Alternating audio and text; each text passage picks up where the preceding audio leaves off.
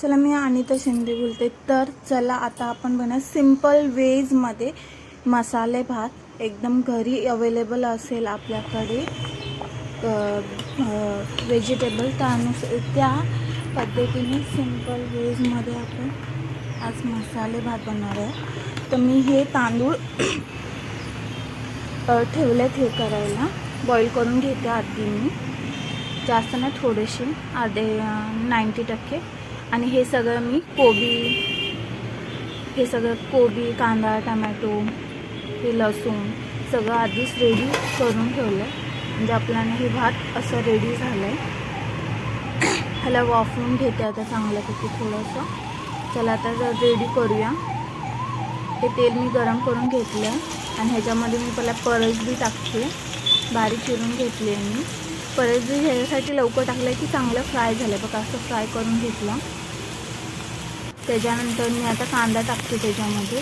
कांदा पण मस्तपैकी असं फ्राय करून घेणार आहे, टाकून घेतलं.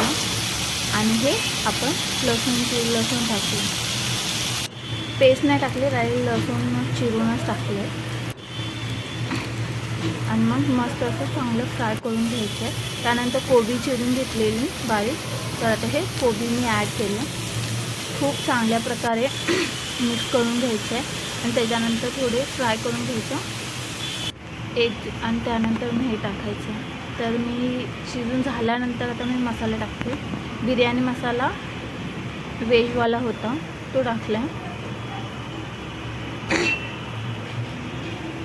आपल्या ह्याच्यानुसार किती कंटेंट बनवले त्यानुसार. आणि थोडा मसाला होता, चिकन मसाला होता, तो मी त्याच्यामध्ये ॲड केला आहे. थोडंसं अवेलेबल होतं.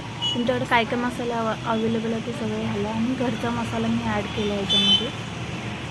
आमच्या भाताची क्वांटिटी किती आहे त्यानुसार मी ह्याच्यामध्ये, ह्या भाताचं क्वांटिटी किती आहे त्यानुसार मसाला ॲड केला. आधी मी भातात मीठ टाकलेलं म्हणून ह्याच्यात थोडंसं मी टाकलं आहे, थोडंसं. आणि खूप चांगलं फ्राय करून घेतलं आणि ह्याचा हा भात मिक्स करून घेतला. आणि हे असं रेडी झालं आहे व्हेज पुलाव. सिंपल व्हेज मसाले भात बोलू शकतो. सिंपल घरी कंटेन असेल त्यानुसार ते बनवणार. हे बघा असं स्ट्रक्चर झालं आहे. दोन्ही मिक्स करून घेतलं आणि थोड्या वेळासाठी वाफवण्यासाठी ठेवलेलं. आणि स्ट्रक्चर त्याच्यानंतर असं झालं आहे. सिंपल वेजमध्ये असं तुम्ही बनवू शकता. सिंपलच आहे. चला, थँक्यू, बाय बाय बाय.